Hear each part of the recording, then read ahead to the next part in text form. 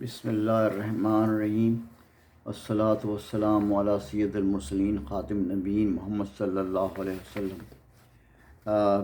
پاکستان منزل بہ منزل کا یہ سیریل فیاض مبین آپ کے سامنے پیش کر رہے ہیں۔ پاکستان منزل بہ منزل فیاض مبین کے ساتھ یہ ایک ایپیسوڈ پاکستان فیاض مبین پیش کرتے ہیں۔ آج جو ایپیسوڈ پیش کیا جا رہا ہے وہ 136واں ایپیسوڈ ہے، اور یہ جون 1958 کے واقعات پر مشتمل ہے۔ اس میں وہ واقعات پیش کیے جا رہے ہیں جو جون 1958 میں پاکستان میں وقوع پذیر ہوئے تھے۔ جون 1958 کا سب سے مشہور اور سب سے اہم واقعہ یہ ہے کہ 21 جون 1958 کو پاکستان اور افغانستان کے درمیان راہداری کا معاہدہ ہوا۔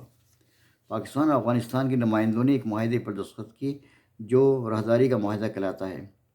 اس معاہدے کے تحت افغانستان کو جو برآمد کیا جائے گا سامان، اور وہ سامان جانے والا سامان کراچی بندرگاہ پر لنگر انداز ہوگا، اور پھر اسے ریلوے بوگیوں کے ذریعے چمن یا پشاور کے راستے افغانستان پہنچایا جائے گا۔ پاکستان ریلوے اس سلسلے میں افغانستان سے کرایہ لے گی جو کہ اندرون ملک مال کی ترسیل کے لیے لیا جاتا ہے۔ یہ بہت بڑا ایک قدم تھا جو پاکستان نے افغانستان کو سہولت فراہم کی تھی، کیونکہ افغانستان کے پاس کوئی بندرگاہ نہیں ہے، تو ان کے پاس کوئی بھی ذریعہ نہیں ہے کہ جس سے وہ افغانستان کو باہر کے پروڈکٹس یا باہر کی چیزیں درآمد کی کر سکے افغانستان۔ اس لیے پاکستان نے یہ ایک بڑا احسان کیا تھا افغانستان کے اوپر کہ یہ راہداری کی سہولت فراہم کی تھی، تاکہ بالکل فریلی دنیا کے تمام بندرگاہوں سے سامان افغانستان پہنچ سکے۔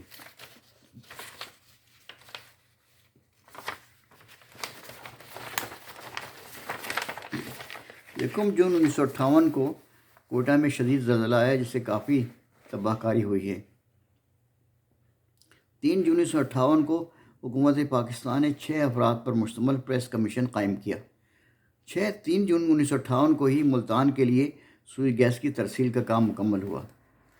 یہ بڑا اللہ کا شکر ہے، احسان ہے کہ پاکستان کو اللہ نے یہ سہولت دی ہے، اللہ کے انعام دیا ہے کہ سوئی گیس اویلیبل ہے اور تمام شہروں کو اس فیول فراہم کیا جاتا ہے، اور تمام نیٹ ورک تیار ہو گیا ہے۔ گلی کوچے کوچے میں گھر گھر میں سوئی گیس کی لائنیں پہنچا دی گئی ہیں۔ 6 جون 1958 کو بھارت نے دریائے ستلج سے نکلنے والی 7 پاکستانی نہروں کا پانی بند کر دیا۔ یہ بھارتی ہمیشہ کرتے رہے ہیں، پاکستان کو تکلیف پہنچانے کے لیے، پاکستان کو پریشان کرنے کے لیے، پاکستان کو نقصان پہنچانے کے لیے۔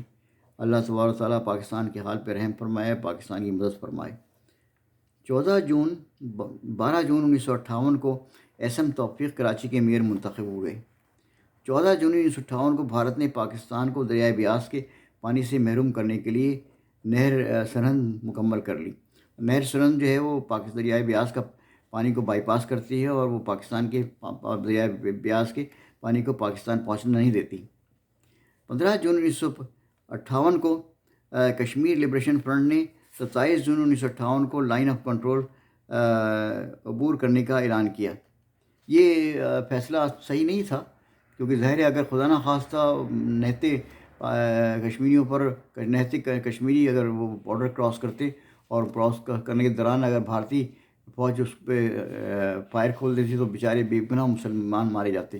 یہ کشمیر لبریشن فرنٹ کا نہایت غیر معقول اور غیر سنجیدہ اور نادانی کا فیصلہ ہے، اور یہ کبھی بھی نہیں ہونا چاہیے۔ اس کو سفارتی طریقوں سے اور حکومت کے طریقوں سے طے کرنا چاہیے، اور اگر واقعی جنگ ہونی ہے تو باقاعدہ دونوں افواج میں جنگ ہو، اور تاکہ جنگ کے ذریعے فیصلہ ہو، جیسے مولانا ابو العلا مودودی صاحب نے فرمایا تھا کہ اس کشمیر کا فیصلہ صرف جنگ سے ہو سکتا ہے اور کسی طریقے سے نہیں ہو سکتا۔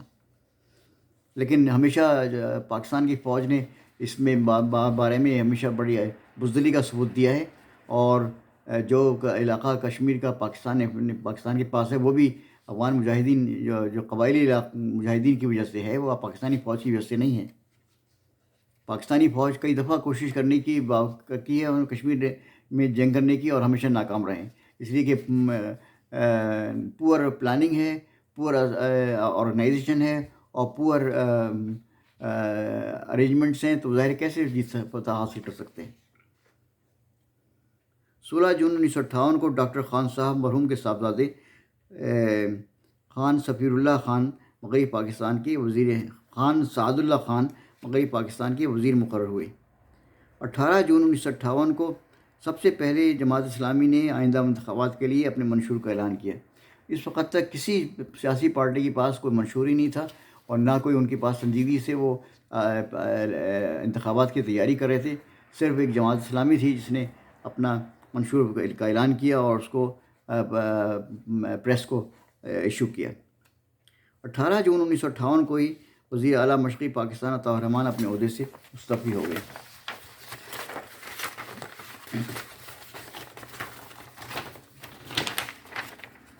22 جون 1958 کو محترمہ فاطمہ جناح نے کراچی میں بانٹوا میمن اسٹوڈنٹس کے اسٹڈی سینٹر کا افتتاح کیا۔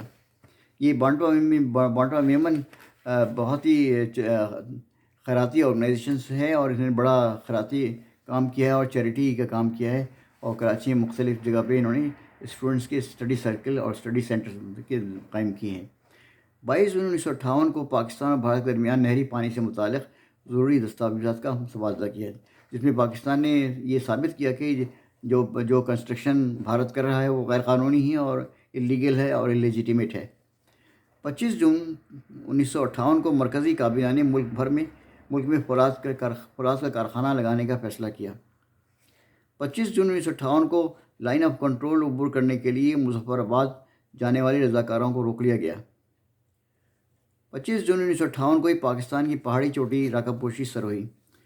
26 جون 1958 کو بھارت کی جانب سے نہری پانی کی بندش سے پاکستان کو 20 کروڑ روپے کا نقد 20 کروڑ روپے کی نقد فصلوں کا نقصان ہوا۔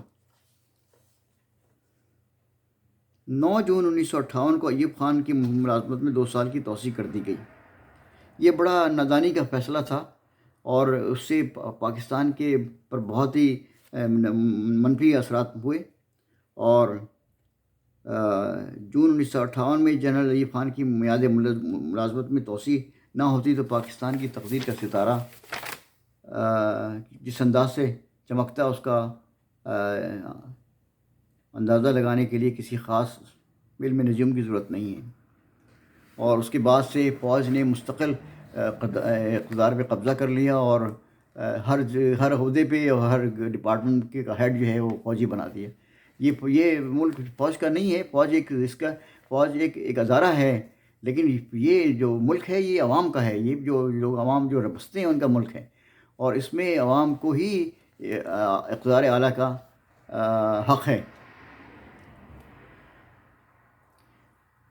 یہ جو واقعہ تھا ایوب خان کی ملازمت کا توسیع کرنے کا، یہ پاکستان کی کے لیے بڑا نقصان دہ ثابت ہوا اور پاکستان کی اساس کو یعنی بنیادوں کو ہلا دیا۔ اس واقعے نے پاکستان تاریخ میں جس قدر نقصان ایوب خان نے کیا اس کسی اور شخص نے نہیں کیا، یہ حقیقی بات ہے۔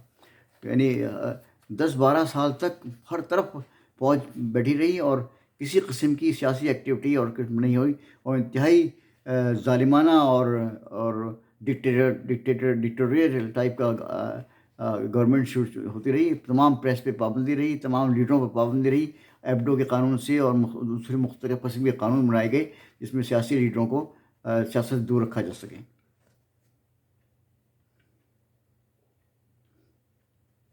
اردو بورڈ کا قیام عمل میں آیا۔ 14 جون 1958 کو وزارت تعلیم حکومت پاکستان نے اقراءات کے ذریعے آکسفورڈ انگلش ڈکشنری کے طور پر اردو کی ایک جامع لغت تیار کرنے کے لیے ایک ادارہ قائم کیا جس کا نام ترقی اردو بورڈ رکھا گیا۔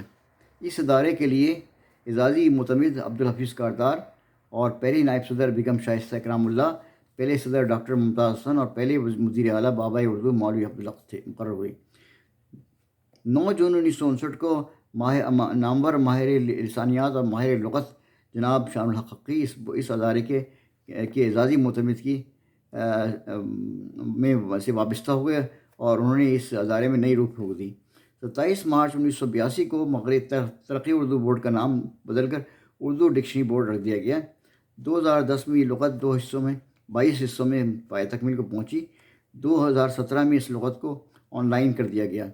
اس لغت کے مدیران اعلیٰ میں ڈاکٹر ابواللہ صدیقی، ڈاکٹر فرمان فتح پوری، ڈاکٹر فوق، ڈاکٹر سحر انصاری، ڈاکٹر یونس حسن، ڈاکٹر پاریکھ، فہمیدہ ریاض اور عقیل عباس جعفری کے نام شامل ہیں۔